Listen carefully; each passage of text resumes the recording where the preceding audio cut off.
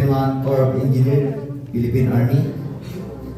Treasurer, Staff Sergeant Jeffrey M. Aganon, 863317, Signal Corps, Philippine Army. Auditor, Technical Sergeant Nino Penny N. Silos, 827285, Infantry, Philippine Army. Business Managers, Technical Sergeant Gilbert R. Centeno, 844393, Adjutant General Service, Philippine Army. Technical Sergeant Estelito P. Gabaon Jr., 863013, Corps of Engineers, Philippine Army. And Technical Sergeant Leo Van Von Arbuco, 874412, Medical Service, Philippine Army. Sergeant at Arms, Technical Sergeant Rocky L. Bumalay, 841080, Infantry, Philippine Army. Technical Sergeant Sherwin G. Corcuera, 841593, Ordnance Service, Philippine Army.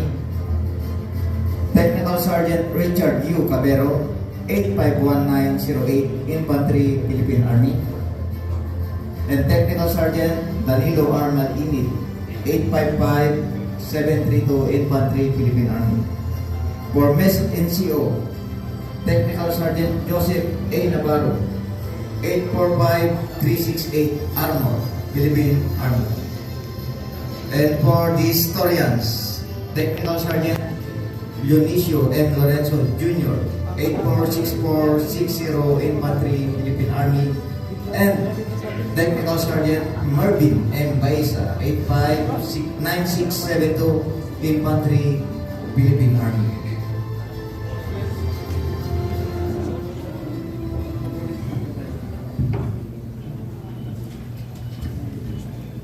Okay, good evening, gentlemen. Please raise your right hands and repeat after me.